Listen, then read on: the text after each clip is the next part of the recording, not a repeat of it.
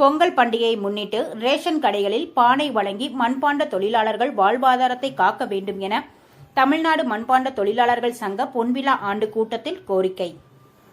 தமிழ்நாடு மண்பாண்ட தொழிலாளர்கள் சங்கத்தின் 50ஆம் ஆண்டு பொன்விழாவை முன்னிட்டு மண்பாண்ட தொழிலாளர்களுக்கு நலத்திட்ட உதவிகள் மற்றும் பள்ளி மாணவ மாணவிகளுக்கு கல்வி பரிசளிப்பு விழா என முப்பெரும் விழா திருப்பூர் லட்சுமி நகர் குலாளர் மண்டபத்தில் நடைபெற்றது. இந்த நிகழ்ச்சியில் கலந்து கொண்ட தமிழ்நாடு மண்பாண்ட தொழிலாளர்கள் சங்க மாநில தலைவர் சேம நாராயணன் செய்தியாளர்களிடம் பேசுகையில், பொங்கல் திருநாளில் வேட்டி, சேலை, அரிசி, கரும்பு வழங்கும் அரசு பொங்கல் வைக்க புதிய பானையை ரேஷன் கடைகளில் வழங்கி மண்பாண்ட தொழிலாளர்கள் வாழ்வாதாரத்தை காக்க வேண்டும் என கோரிக்கை விடுத்தார். மேலும் திட்டங்களை செயல்படுத்தினால்தான் முன்னேற்றம் இருக்கும்.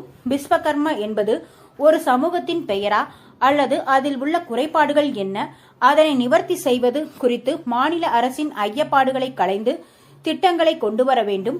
இதன் மூலமாக இளைஞர்களுக்கு வேலை வாய்ப்பு கிடைக்கும் என தெரிவித்தார்.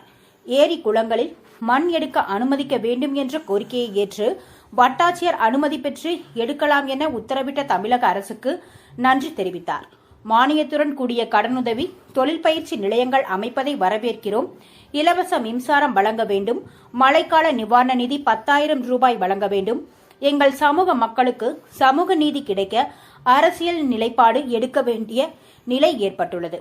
4 சட்டமன்ற உறுப்பினர்கள் மற்றும் 1 நாடாளுமன்ற உறுப்பினர் தொகுதி பங்கீடு தரும் கட்சியுடன் எங்கள் அரசியல் நிலைப்பாடு இருக்கும் என தெரிவித்தார்.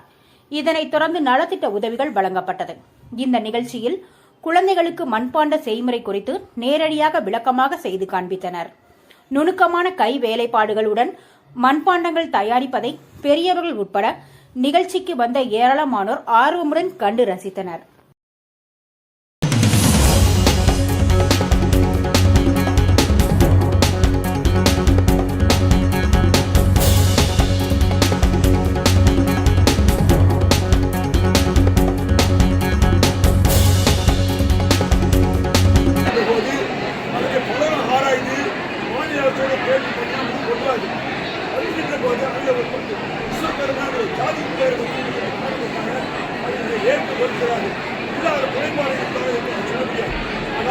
முதலமைச்சர் என்ற முறையில் முதலமைச்சருடைய ஐயத்தை போட்டு அந்த திட்டத்தை கொண்டு வந்தால் நாங்கள் வரவேற்போம்.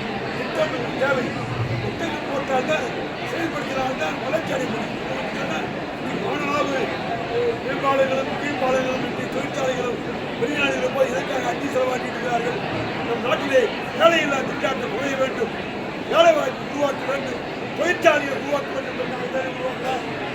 அந்த அடிப்படையிலே கலைஞர் முதல்வர் சாலையை கொண்டு வந்த இந்த வேலை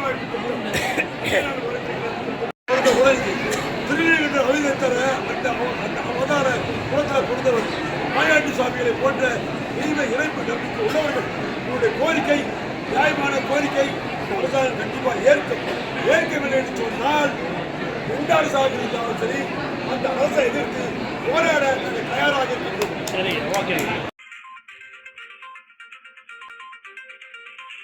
திருவின் நிஜ பார்வை TNP நியூஸ் 24/7